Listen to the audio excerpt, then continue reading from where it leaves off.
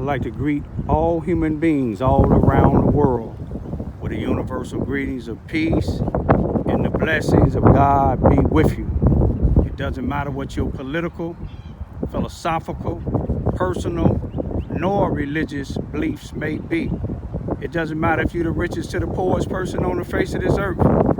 It doesn't matter if you're the proclaimed toughest to the proclaimed weakest person on the face of this earth. It doesn't matter whether you like me, like my YouTube videos, like what I say, like what I stand for. It doesn't matter if you light-skinned or dark-skinned. It doesn't matter if you my family, friends, or my proclaimed enemies. Doesn't matter if you're light-skinned or dark-skinned. I greet all you all with the same universal greetings of peace and the blessings of God be with you. I even greet all of you all to give thumbs down to things that I showed as facts. It shows me that I'm doing a good job because I'm going up against, and if the shoe fit, wear it. If it don't let it bother you. I'm going up against some white supremacists and some sellout blacks. Just like doing slavery. Whites wasn't the only ones selling slaves. You had some blacks down here, blacks during that time selling slaves too. But today happened to be Monday, February the 17th, 2020. The time being about 10:40 a.m. I'm here in Charleston, Missouri, telling y'all about some untold racist history here in Charleston, Missouri. If you notice, I'm over here, I'm videoing the Warren E. Hearns Elementary School here in Charleston, Missouri. On February the 12th, on February the 1st, 2012, my two daughters, one was going to this part of the school to your right, which was from the 1st to the 5th grade. She was in 1st grade. She was 6 years old at the time. The other one was going in this part of the school to the left, which was kindergarten. She was 5 years old. She weighed about 60 pounds at the time. My young daughter that I told y'all about, who the Charleston, Missouri Police Department came in our house without a warrant, without probable cause, and no justification, and took my two daughters out of my house. And when I got them back 70 days later, they was 1 and 2, going on 2 and 3. The 2-year-old arm was broke. But I had signed a contract with the principal of who was the principal back then in 2012 for the 2012 and 2011 school year. I signed a contract with the principal and the assistant principal and the director of transportation. The director of transportation was black at the time. He retired and I ain't back working for him. You know, I'm not gonna get into that. But the black principal, he retired and started working again. May he rest in peace. Me and him, before I tell you the story, he came to me after he left this school and told me he was forced to lie for these people to cover up with what happened to my then 5-year-old daughter in this same school. He apologized to me. He asked me to forgive him. He asked me to pray for him. His wife was diagnosed with cancer, and I prayed with him and I forgave him because I know how some of these people down here, white supremacists, because they run the courts, they run the politicians in this area. The school is named after Warren E. Hearns, a former governor whose wife was a former governor of the state of Missouri, whose wife, Betty Hearns, she was a state representative in the state of Missouri, and their nephew, Robert Bobby Hearns, is the chief of police, who covered up just about everything that happened to me and my daughters. But anyway, on February the 1st, my daughter came home. I had signed a contract for her to ride the same bus that her sister ride with the 1st to the 5th graders, because they couldn't control somebody study trying to bully my then 5-year-old on the other bus that the kindergartens and the Head Start rode on, and they agreed to it.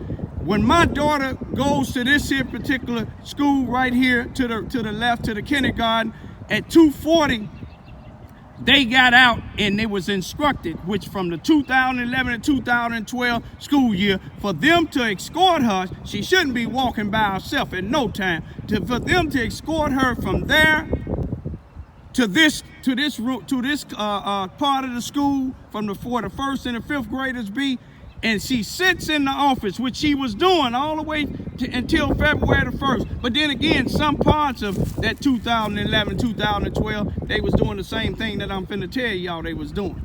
But on February the 1st, my daughter, soon as she got off the bus, she got off the bus and came and told me that the bus driver, Joy Rice, asked her, can he pick her up by her backpack? And she shook her head and said, no.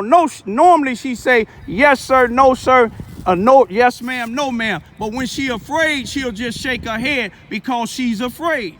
But these people in this school here allowed her to go to the, from this part of the school to the bus with this bus driver at 2:40 when she got off. And her sister didn't get out and the rest of them didn't get out until 3 o'clock.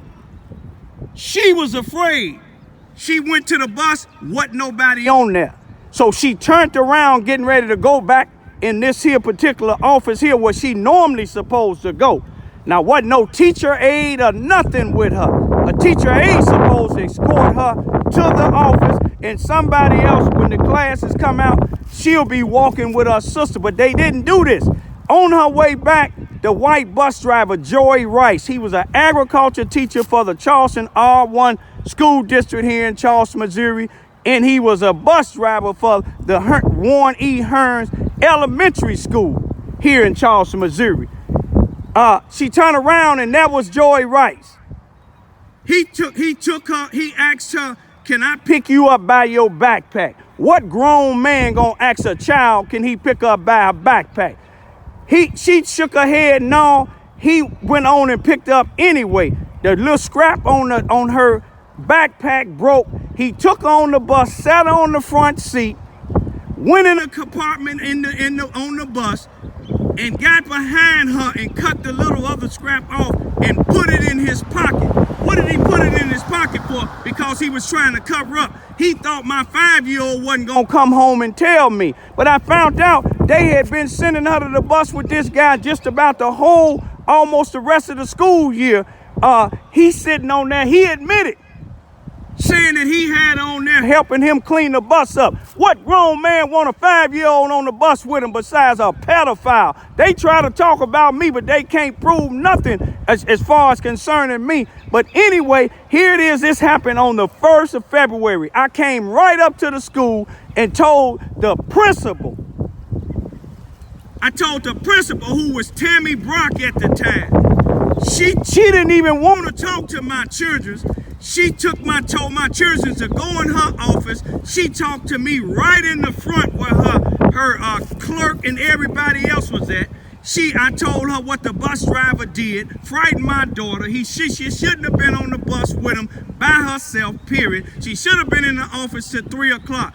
Tammy Brock asked me, what bus driver was it? She had black bus drivers too. I told him Joy Rice. The only thing she said was he had a family. Ain't that something? He got a family. So since he got a family, my daughter don't count because he white, his family white, Tammy Brock is white, the people who run this school is white, the people who run the police department and the court system is white. So since my daughters are black, Dominican, and Puerto Rican, they don't count.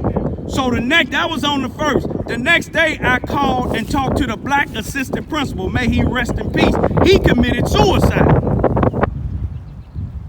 After he retired from here, he was going through a lot of problems, but he did apologize to me and told me the story about what happened.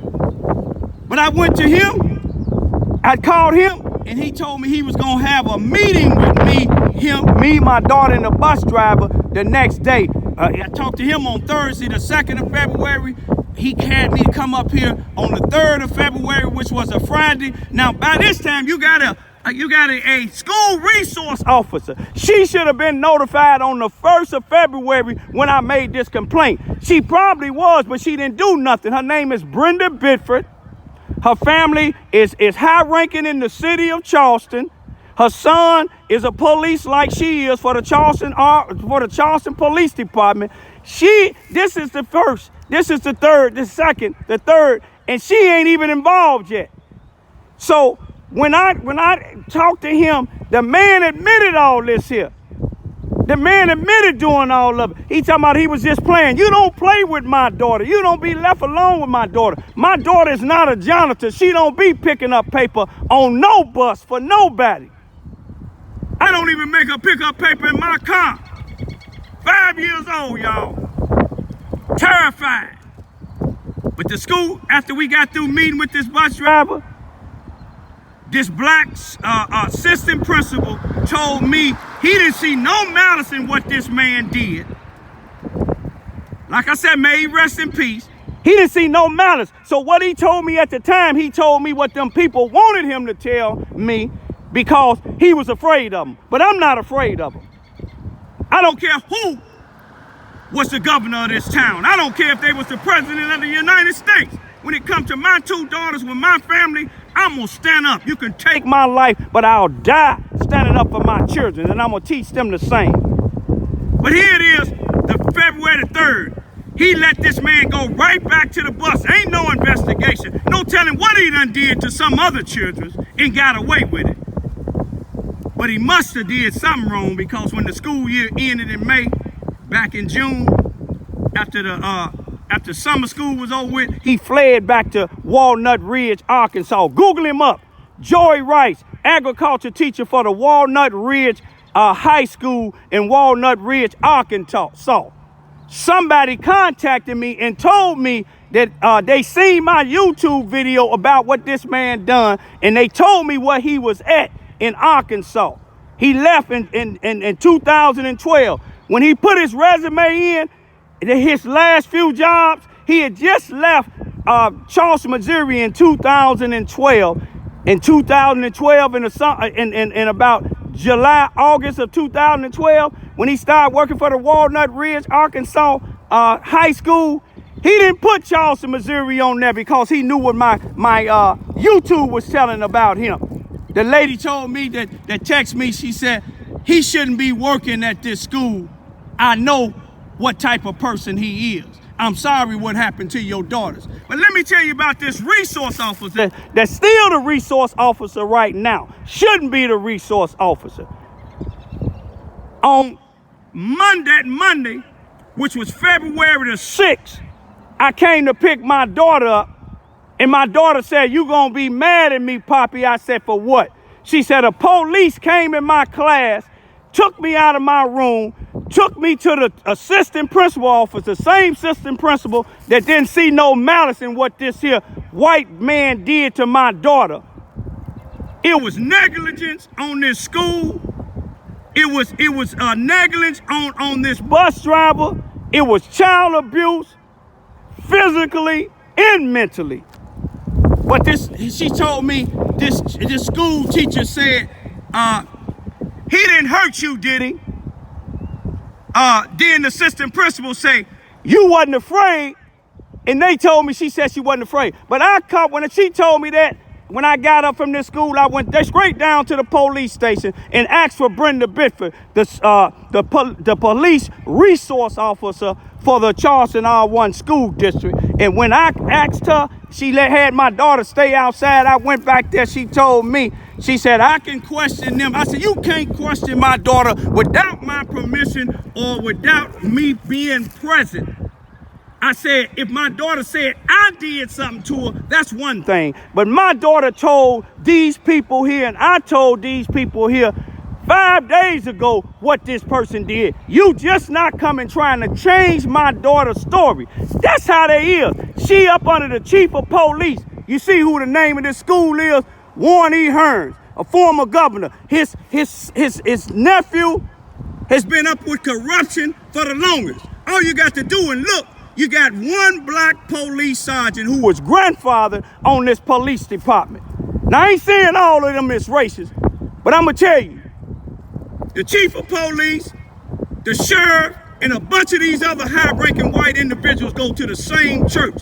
Let me tell y'all that and let y'all think about it. Peace be still.